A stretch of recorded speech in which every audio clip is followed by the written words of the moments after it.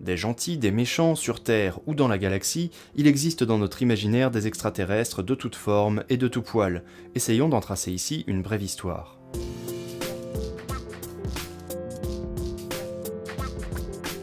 Le conte du coupeur de bambou semble être la première référence littéraire aux extraterrestres et date du Xe siècle au Japon. À la même époque, on trouve aussi les aventures de Bulukiya, un conte tiré des Mille et une nuits, qui décrit un cosmos constitué de différents mondes peuplés de leurs habitants. Il y a sans doute d'autres traces de fantasmes sur la vie extraterrestre dans les récits à travers l'histoire, mais nous allons ici nous pencher sur les références les plus récentes. La guerre des mondes d'H.G. Wells, écrit en 1898, marque un véritable tournant dans la littérature de science-fiction en étant une des premières œuvres où l'humanité se trouve confrontée à des extraterrestres hostiles. Sa première adaptation restera une des plus connues. Elle sera orchestrée par un certain Orson Welles qui en fera un feuilleton radiophonique en 1938. Cette version sonore sèmera un vent de panique parmi les auditeurs qui se demandaient si l'attaque extraterrestre était réelle ou pas. Au cinéma, l'histoire sera adaptée en 1953 par Byron Haskins et en 2005 par Steven Spielberg. En voilà un que les extraterrestres a toujours fasciné. Rencontre du troisième type, E.T., et donc plus récemment La guerre des mondes, ou même le dernier Indiana Jones.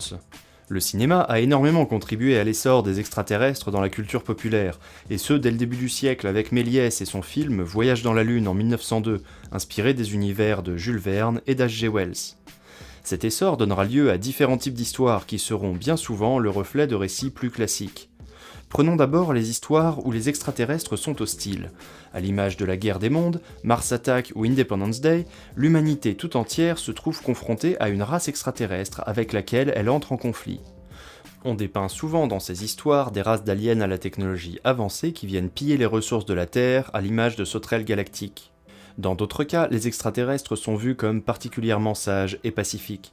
Il s'agit alors pour l'homme de réfréner ses pulsions guerrières pour avoir lui aussi la sagesse d'écouter le message de paix qui lui est envoyé par-delà l'espace. C'est le thème de Rencontre du troisième type, Abyss ou plus récemment Premier contact. On trouve ensuite les histoires où l'extraterrestre est seul face à un petit groupe d'individus. Encore une fois, la notion de bien et de mal ne laissera pas beaucoup de place à l'imagination. On aura alors soit un extraterrestre pacifique qui cherchera à faire ami-ami avec les humains, soit un extraterrestre farouche qu'il faudra à tout prix exterminer sous peine d'y laisser sa peau. Dans tous les cas, c'est bien notre rapport à l'autre qui est au centre des préoccupations de ces histoires, alors qu'Avatar par exemple critique simplement l'avidité humaine à travers une histoire teintée de colonialisme, le cycle d'Ender écrit par Orson Scott Card va aller bien plus loin dans la réflexion sur l'autre. La stratégie Ender montre en effet le jeune Andrew Wiggins manipulé par ses pairs pour mener une guerre contre des êtres qu'il a appris à détester et qui se montreront finalement sensibles et incompris. Cette question de rapport à l'autre est plus évidente lorsqu'il s'agit d'aliens pacifiques. Les personnages expérimenteront alors la peur de celui qui est différent, comme un réflexe de survie. Il y aura ensuite ceux qui parviendront à surmonter cette peur pour essayer de comprendre l'autre afin de nouer une relation d'enrichissement mutuel, et ceux qui n'y parviendront pas et traqueront l'autre pour s'en débarrasser ou l'exploiter. Mais alors, y a-t-il vraiment une chance pour que l'on rencontre des petits hommes verts ailleurs que dans nos livres et sur nos écrans ? Pour cela, on fait souvent référence au paradoxe de Fermi. Dans les années 50, le physicien Enrico Fermi émet une hypothèse.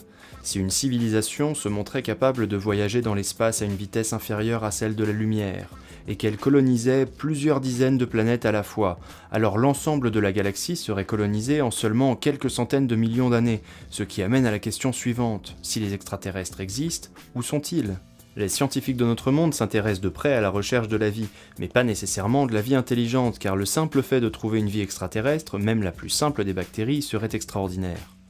Pour l'instant, nous ne désespérons pas de trouver la vie au sein même de notre système solaire. Peut-être aurons-nous un jour la capacité de voyager au-delà de notre système, et si une forme de vie s'est formée ailleurs dans l'univers, alors qui sait quelles prédictions de nos auteurs se réaliseront. Cette vidéo est maintenant terminée, merci de l'avoir regardée. N'oubliez pas de la liker si elle vous a plu, la commenter, vous abonner et suivre Dimension 42 sur Facebook.